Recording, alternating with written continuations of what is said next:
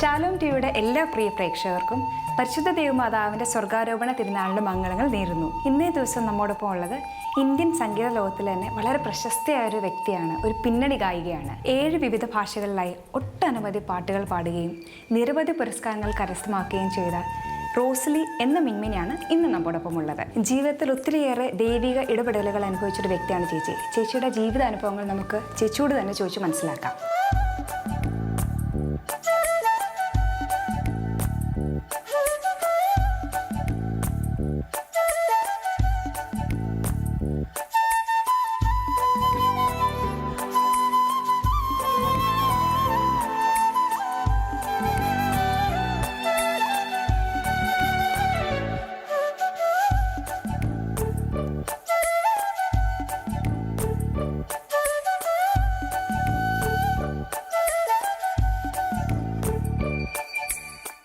നമസ്കാരം ചേച്ചി. നമസ്കാരം. ചേച്ചിയുടെ കുടുംബത്തെക്കുറിച്ച് നമ്മുടെ പ്രേക്ഷകർക്ക് വേണ്ടി ഒന്ന് ഇൻട്രൊഡ്യൂസ് ചെയ്യാം. തീർച്ചയായിട്ടും. ഞാൻ താമസിക്കുന്നത് ഇപ്പോൾ എറണാകുളം ജില്ലയിൽ പുക്കാട്ടുപടി എന്നുള്ള സ്ഥലത്താണ് ഈ വീട്. ഇവിടെ ഞാൻ, ഹസ്ബൻഡ്, 2 മക്കൾ. ഹസ്ബൻഡ് പേര് ജോയ് മാത്യു, മോളുടെ പേര് അന്ന കീർത്തന. അവളിപ്പോൾ 8th സ്റ്റാൻഡേർഡിലാണ് പഠിക്കുന്നത്. ചെറിയ ചെറിയ വർക്കുകളൊക്കെ പാടി തുടങ്ങി. മോനാണ് മൂത്ത ആള്. മോൻ്റെ പേര് അലൻ ജോയ് മാത്യു. അവൻ +2 കഴിഞ്ഞിട്ട് ചെന്നൈയിലെ സ്റ്റീഫൻ ദേവസിയുടെ മ്യൂസിക് ലോഞ്ചിൽ ഡിപ്ലോമ കോഴ്സ് ഇപ്പോൾ കംപ്ലീറ്റ് ചെയ്തു. ഇപ്പം ഫിലിംസിനൊക്കെ വേണ്ടി റെക്കോർഡിംഗ് ഒക്കെ ചെയ്ത് തുടങ്ങി. അപ്പോൾ ശരിക്കും ഒരു സംഗീത കുടുംബമാണ്. തീർച്ചയായിട്ടും. അപ്പം ചേച്ചിയുടെ കുട്ടിക്കാലത്തെ കുറിച്ചൊക്കെ ഓർക്കുമ്പോൾ, അപ്പോൾ എൻ്റെ കുട്ടിക്കാലത്തെ കുറിച്ച് ഓർക്കുമ്പോൾ തന്നെ എനിക്ക് അമ്മ പാടിത്തന്ന, അമ്മ പറഞ്ഞു തന്നിട്ടുണ്ടായിരുന്ന നമ്മുടെ കുഞ്ഞു മനസ്സിൻ നൊമ്പരങ്ങൾ, അങ്ങനെ ഒരുപാട് പാട്ടുകൾ ശരിക്കും പറഞ്ഞാൽ ചേച്ചി പാടിയിട്ടുള്ളത് ഇപ്പോഴും മനസ്സിലുണ്ട്. ഞാൻ എൻ്റെ കുട്ടികൾക്കും പാടിക്കൊടുക്കുന്ന പാട്ടുകളുണ്ട്. കുട്ടികൾ 2 പേരല്ലേ? അതെ അതെ. ചേച്ചിയുടെ കുട്ടിക്കാലം, ആ ഒരു കാലഘട്ടം എങ്ങനെയായിരുന്നു എന്ന് പറഞ്ഞുതരുമോ? ഞാൻ ജനിച്ചത് മുതൽ ഞാൻ പാട്ട് കേട്ടാണ് വളർന്നത്. അപ്പച്ചൻ ഒത്തിരി കലകളെ ഇഷ്ടപ്പെടുന്ന ആളും ഒരു നല്ല കലാകാരനുമായിരുന്നു. എൻ്റെ 3 ചേച്ചിമാരാണ്. മൂത്ത ചേച്ചി ഗ്രേസി, 2ാമത്തെ ചേച്ചി മേഴ്സി, 3ാമത്തെ ചേച്ചി ജാൻസി. 3 പേരും എന്നിൽ നന്നായി പാടും. അത് എളിമ കൊണ്ട് പറയണല്ല. ചേച്ചിമാരുടെ കൂടെ ഞാൻ കൊയറിന് പോകും. എനിക്കൊരു 3.5 വയസ്സുള്ളപ്പോൾ മുതൽ ഞാൻ അവരുടെ കൂടെ എപ്പോഴും പ്രാക്ടീസിനൊക്കെ കൂടെ പോകും.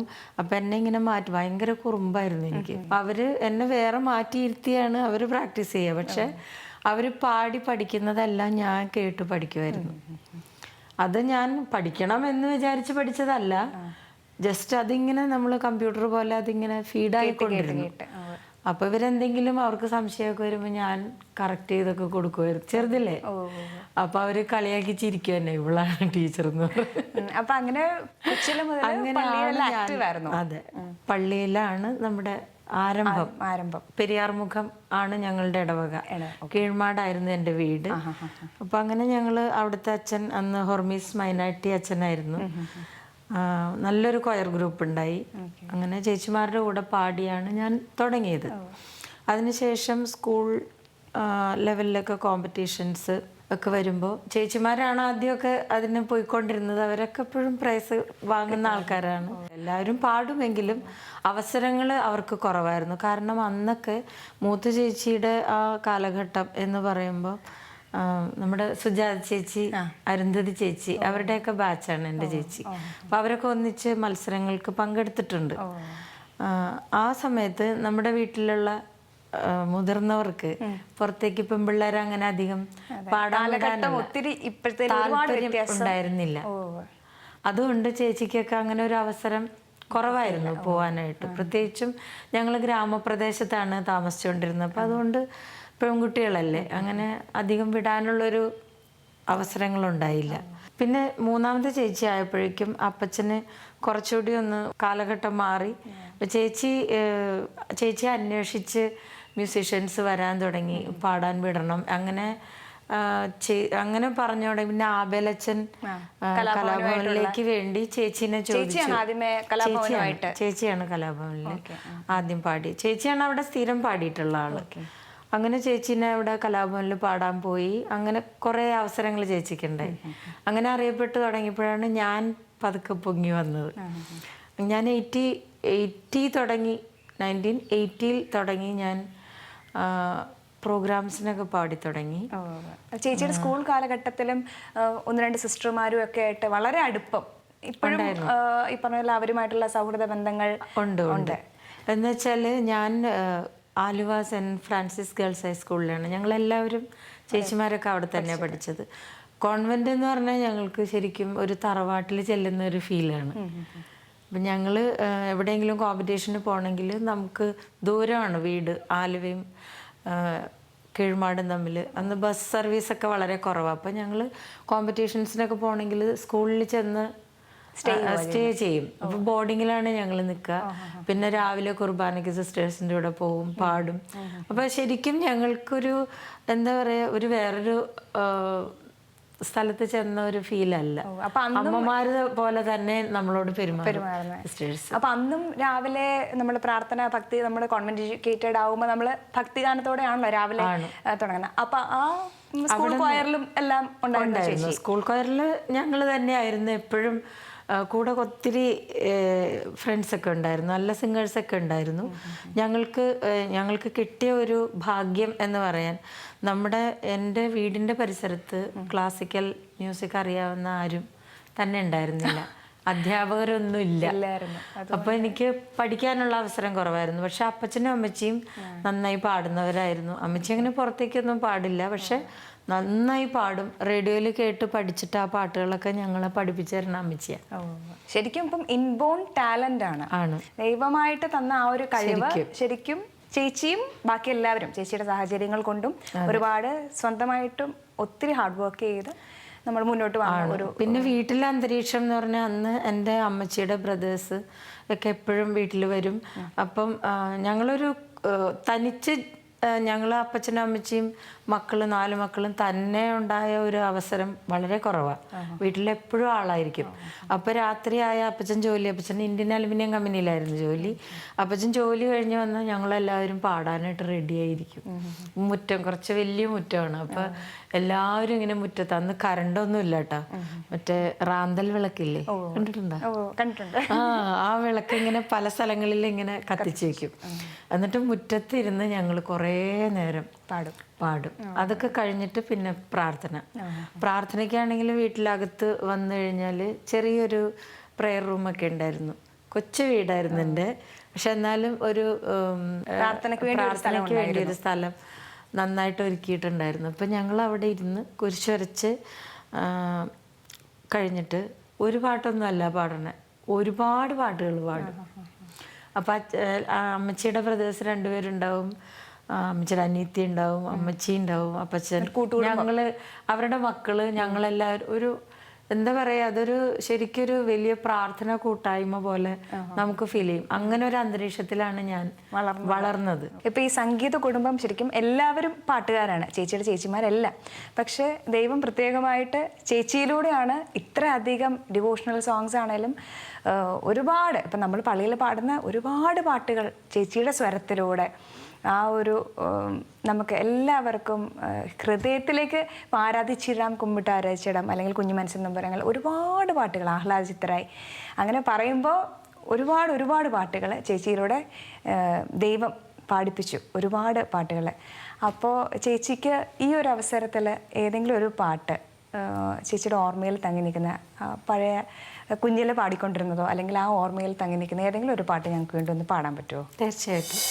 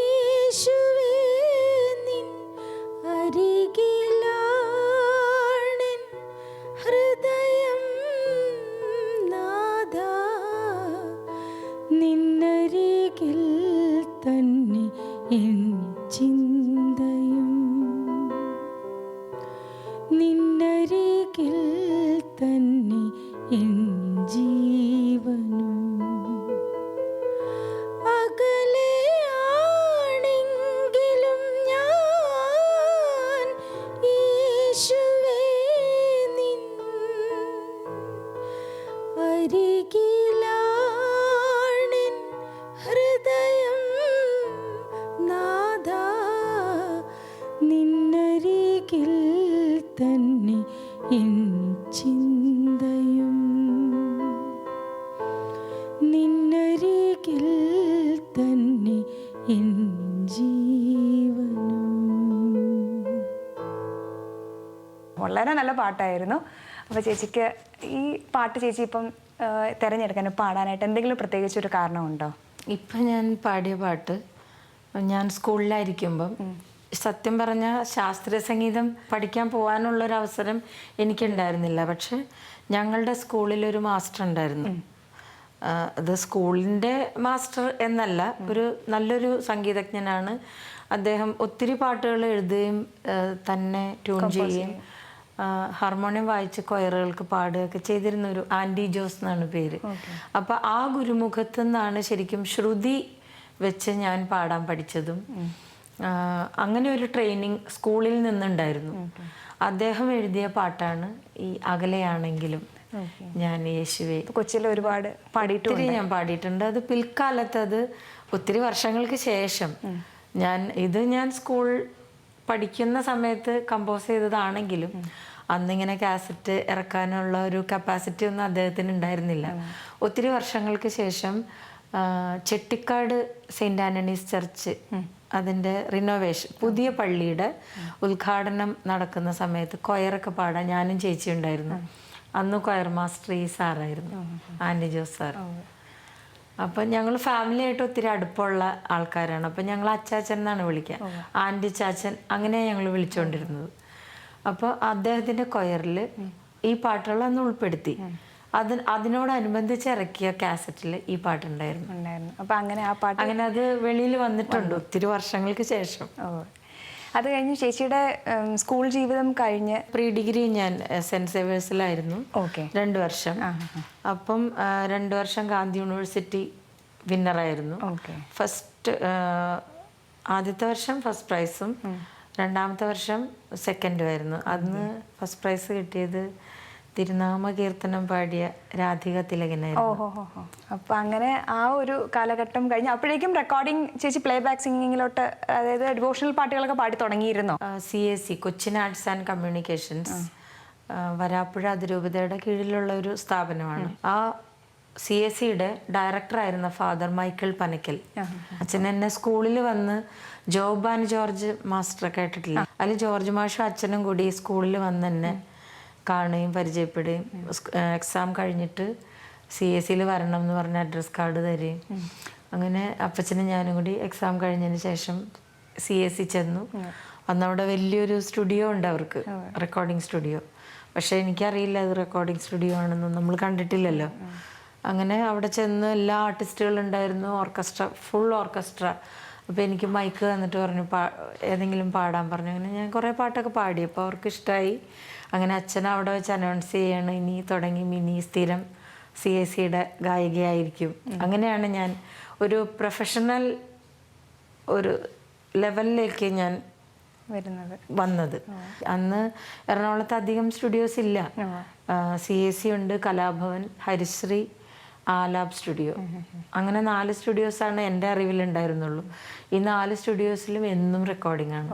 അപ്പം എനിക്കും എന്നും റെക്കോർഡിങ്സ് ഉണ്ടായിരുന്നു. അപ്പം അങ്ങനെ ആ ഒരു പ്രീ ഡിഗ്രി കാലഘട്ടം കഴിഞ്ഞപ്പോഴേക്കും റെക്കോർഡിങ്ങുകളുടെ തിരക്കായി. അതെ. അപ്പം ദൈവത്തിൻ്റെ പ്രത്യേകം ഒരു കൈപിടിച്ച് നടത്തൽ അത് ഓരോ സ്റ്റെപ്സിലുണ്ട്.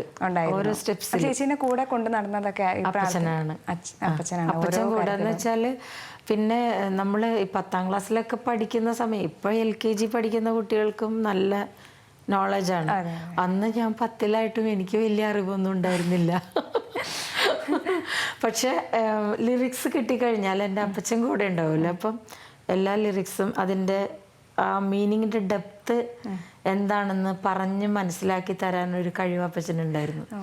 അപ്പം എനിക്ക് കൂടുതൽ ആ പാട്ടിനോട് കുറച്ചുകൂടി ഇൻറ്റിമേറ്റ് ആകാൻ സാധിച്ചിരുന്നു. അപ്പം അങ്ങനെ അപ്പച്ചൻ്റെ കൈപിടിച്ചാണ് സ്റ്റുഡിയോകളിലെല്ലാം പാടിയതും. പിന്നെ എന്ന് പറഞ്ഞാൽ എപ്പോഴും പറയും, ഈശോയോട് പറയണം എന്നെ സഹായിക്കണം എന്ന് പറയണം, മാതാവിനോട് എപ്പോഴും പ്രാർത്ഥിക്കണം എന്ന് അപ്പച്ചൻ എപ്പോഴും പറഞ്ഞ് അതെങ്ങനെ നമ്മുടെ മനസ്സിലെപ്പോഴും, വേറെ ചിന്തകൾ അധികം ഇല്ല. പാട്ട്, പിന്നെ പാടുന്നതിന് മുമ്പ് പ്രാർത്ഥിക്കും, ദൈവമേ ഈ പാട്ട് നന്നായി പാടാൻ സാധിക്കണേ, എന്നെ പാടിപ്പിച്ചേക്കണേ എന്ന് പ്രാർത്ഥിച്ചിട്ടാണ് ഈശോയെ ഏൽപ്പിച്ചിട്ട് അങ്ങ് കയറും, ഇന്നും നന്നായിട്ട് പാടും, തിരിച്ചു പോരുക. അവന് അടുത്ത റെക്കോർഡിംഗ് സ്റ്റുഡിയോയിലിട്ട് ഇപ്പൊ പാടിയ പാട്ട് 15 മിനിറ്റിനുള്ളിൽ പഠിക്കണം. 1 മണിക്കൂർ 1.5 മണിക്കൂറിനുള്ളിൽ റെക്കോർഡിങ് കഴിയും. വിത്ത് ഓർക്കസ്ട്രയാണ് പാടുന്നത്, നമ്മള് ട്രാക്കൊന്നും അല്ല. അപ്പൊ ആരും ട്രാക്ക് പാടി വെച്ചിട്ടോ ഒന്നുമില്ല, ഒന്നും ഉണ്ടാവില്ല. ഡയറക്റ്റ് നമ്മൾ ഗുരുമുഖത്ത് നിന്ന് പാടിക്കുന്നു, പാടുന്നു. അപ്പൊ അത് ശരിക്കും ഒരു വലിയ കഴിവാണ് ദൈവം തന്നിരിക്കുന്നത്. എന്ന് വെച്ചാല് ഇന്നത്തെ മക്കൾക്ക് കിട്ടാത്ത ഒരു എക്സ്പീരിയൻസ് ആണത് സത്യം പറഞ്ഞാല്. അന്ന് എന്ന് പറഞ്ഞാൽ ഇതല്ലാതെ വേറെ വഴിയില്ല. ഹാർമോണിയം വെച്ച് നമ്മളെ പാടി പഠിപ്പിക്കുക. അപ്പൊ അവര് പാടുന്നത് കേട്ട് നമ്മൾ പഠിച്ചെടുക്കുക, അത് നമ്മുടെ സ്റ്റൈലിൽ അത് പുറത്തേക്ക് കൊണ്ടുവരാം. അതാണ് ദൈവം നമ്മളെ കൊണ്ട് ചെയ്യിപ്പിക്കുന്നതെന്ന് വെച്ചാൽ മനുഷ്യരുടെ മനസ്സിൽ ആ പാട്ടുണ്ടാവുക എന്നുള്ളത് ദൈവത്തിന്റെ പ്രവൃത്തിയാണ്. നമ്മൾ പാടുന്നത് എത്രത്തോളം നമ്മുടെ കഴിവല്ലല്ലോ അത്. എത്രത്തോളം നമ്മളത് ഡെപ്തോടുകൂടി നമ്മൾ ആ മീനിങ്ങിൻ്റെ ഡെപ്ത് അനുസരിച്ച് നമ്മൾ എത്ര റിസൾട്ട് കൊടുക്കുന്നത് എന്നുള്ളത് തമ്പുരാൻ തരണതാണ്. അപ്പോൾ അങ്ങനെ ചേച്ചി ഓരോ റെക്കോർഡിംഗ് സ്റ്റുഡിയോയിൽ നിന്നിങ്ങനെ പടിപടിയായി ഉയർന്ന് പിന്നെ നിങ്ങൾ പതുക്കെ ചെന്നൈയിലോട്ട് റെക്കോർഡിംഗ് സംബന്ധമായിട്ട് പതുക്കെ ചെന്നൈയിലോട്ട് മാറുമായിരുന്നു അല്ലേ? ചെന്നൈയിലേക്ക് പോയത് 91-ലാണ്. ഓക്കെ. അപ്പം 84 തുടങ്ങി 91 വരെയുള്ള പീരീഡ് ഞാൻ എറണാകുളം ബേസ്ഡ് ആയിട്ട് അങ്ങനെ നിൽക്കുമായിരുന്നു. അപ്പം ഇവിടെ എറണാകുളത്തുള്ള ട്രൂപ്പുകളിൽ, എറണാകുളം എന്നല്ല കേരളത്തിൽ ഞാൻ പാടാത്ത ഗാനമേള ട്രൂപ്പുകൾ വളരെ കുറവായിരുന്നു. ഓടി നടന്ന് പാടും. അതിനൊരു പ്രത്യേക കൃപ തമ്പുരാൻ. എനിക്കൊരു ക്ഷീണമോ അങ്ങനെ പാടാനൊരു മടിയോ അങ്ങനെയൊന്നും ഉണ്ടായിരുന്നില്ല. അതൊരു വലിയ കൃപയാണ് ശരിക്കും ദൈവത്തിൻ്റെ. അത് അപ്പച്ചനെ എപ്പോഴും നമുക്ക് കിട്ടുന്ന ഓരോ അവസരങ്ങളും പ്രഷ്യസാണ്. അതെല്ലാം തമ്പുരാൻ തരുന്നതാണെന്നുള്ള ബോധ്യത്തോടു കൂടി ആ ഭക്തിയും ആ ബഹുമാനവും വിനയവും അതിനോട് വേണം എന്നെപ്പോഴും പറയുമായിരുന്നു. അപ്പം ഞാൻ കിട്ടുന്ന അവസരങ്ങളൊക്കെ എന്നോടല്ല ചോദിക്കാറ്, അപ്പച്ചനോടാണ് എല്ലാവരും പ്രോഗ്രാമിനെ കുറിച്ച് പറയാറ്. എങ്കിലും ഒരു നല്ല അവസരങ്ങളൊന്നും തന്നെ പാഴാക്കാതെ എന്നെ അപ്പച്ചൻ കൊണ്ട് നടന്നിട്ടുണ്ട്. ഒത്തിരി പാടി. ഫിലിമിലേക്ക് പാടുന്നത് CAC എന്ന ട്രൂപ്പിൽ ഞാൻ പാടിക്കൊണ്ടിരുന്ന സമയത്ത് അവിടെ രാജാമണി എന്ന് പറഞ്ഞ മ്യൂസിക് ഡയറക്ടർ മരിച്ചുപോയി. രാജാമണി സാറിൻ്റെ അച്ഛൻ ചിദംബരനാഥ് സാറ് മ്യൂസിക് ഡയറക്ടറാണ്. അദ്ദേഹം ചിത്രചേച്ചിക്ക് വേണ്ടി 10 പാട്ടുകൾ ട്യൂൺ ചെയ്തു. അതിന് ഞാൻ ട്രാക്ക് പാടി. അപ്പോൾ അവിടെ വരുന്ന വലിയ വലിയ സിംഗേഴ്സിനൊക്കെ ഞാൻ ട്രാക്കും പാടാറുണ്ടായിരുന്നു. ജാനകിയമ്മയ്ക്കൊക്കെ ട്രാക്ക് പാടിക്കൊടുത്തിട്ടുണ്ട് ആ സമയത്തൊക്കെ. അങ്ങനെ ഈ 10 പാട്ടുകൾ പാടിക്കഴിഞ്ഞപ്പോൾ രാജാമണി സാർ എൻ്റെ അടുത്ത് പറഞ്ഞു, അങ്ങനെ ഫിലിമിന് വേണ്ടി ട്രിവാൻഡ്രത്ത് വന്ന് ട്രാക്ക് പാടാമോ? അപ്പോൾ ഞാൻ പറഞ്ഞു, അപ്പോൾ 5 ദിവസം വേണം, പാട്ടുകൾ 1 ദിവസം പഠിക്കണം, 3 ദിവസമായിട്ട് റെക്കോർഡിങ്, പിന്നെ അതിൻ്റെ മിക്സിങ്ങിൻ്റെ ഡേറ്റ് അതെല്ലാം പറഞ്ഞപ്പോൾ ഞാൻ പറഞ്ഞു, അങ്ങനെ അപ്പച്ചൻ അന്ന് ഇന്ത്യൻ അലുമിനിയം കമ്പനി ജോലിയാണ്. അപ്പം 5 ദിവസമൊക്കെ ഒന്നിച്ച് ലീവ് എടുത്ത് നിൽക്കാന്ന് പറഞ്ഞാൽ ബുദ്ധിമുട്ടാണ്. വേറെ നമ്മുടെ വീട്ടിൽ വേറെ ആണുങ്ങളില്ല, അപ്പച്ചനൊരാളേ ഉള്ളൂ. അപ്പം അത് ബുദ്ധിമുട്ടുള്ള സമയമാണ്.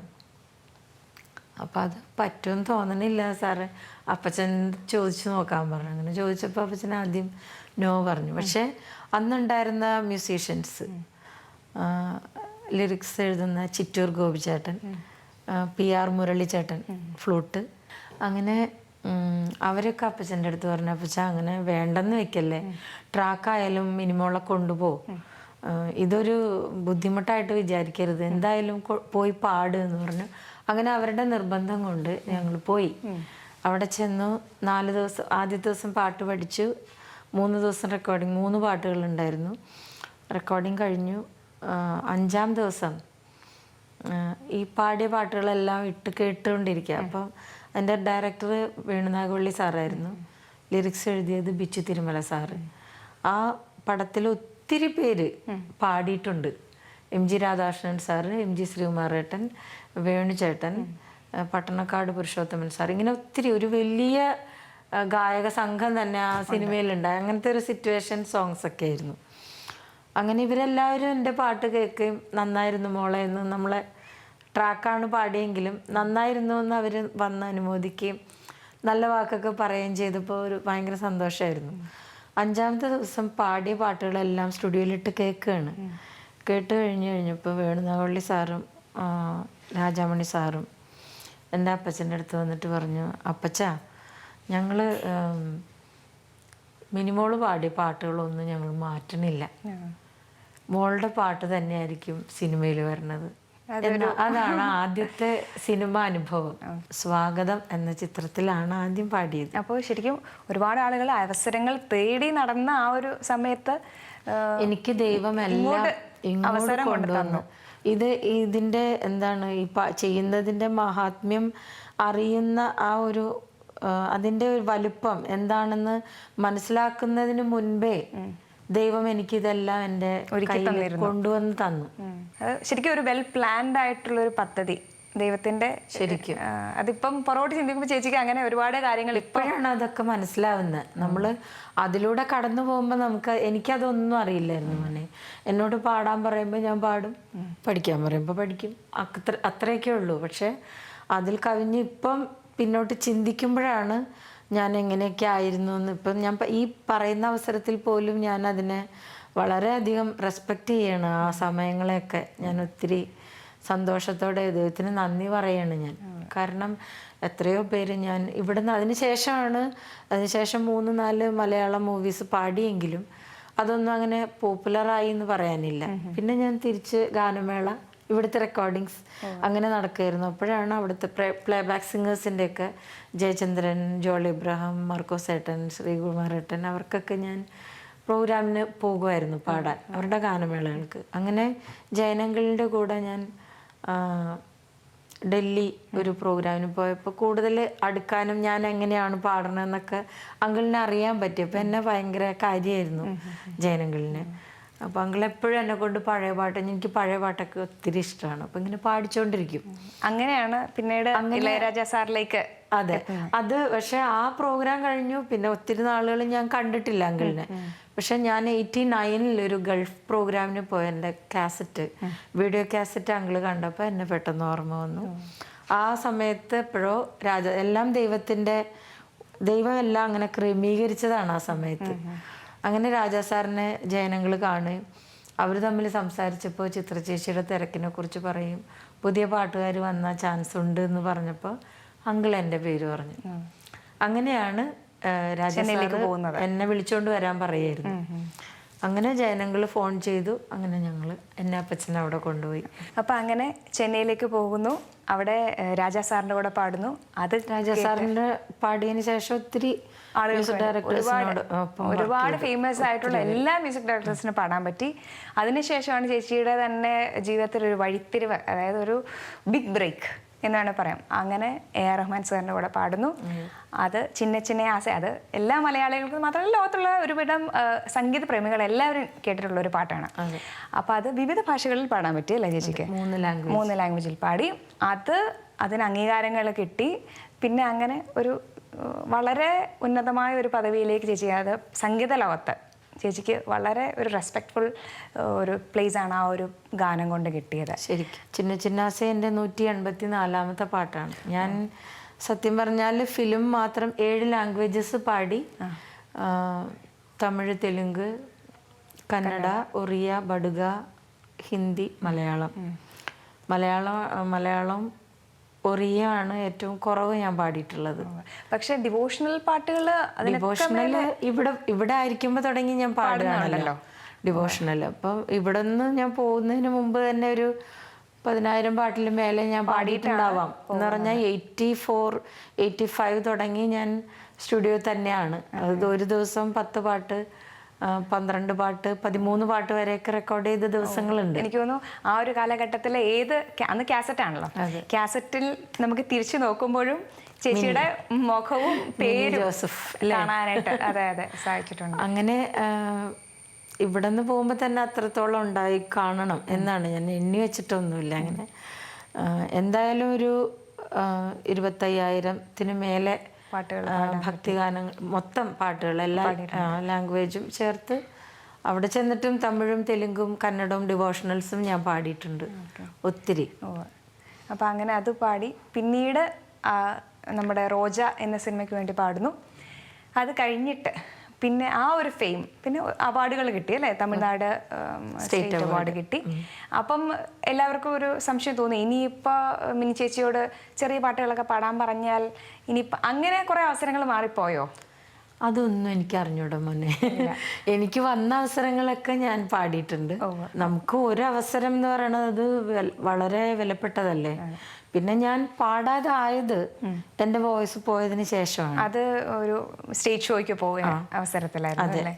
അത് ആ ദുരന്ത കഥ എല്ലാവർക്കും അറിയാവുന്നതാണ്. എന്നാലും നമുക്ക് ഈ പറഞ്ഞ അതിന്റെ ഞാനും കേട്ടിട്ടുണ്ട്. പക്ഷെ യഥാർത്ഥത്തിൽ അന്ന് എന്താണ് സംഭവിച്ചതെന്ന് ശരിക്കും എന്താണ് സംഭവിച്ചതെന്ന് എനിക്കും അറിയില്ല.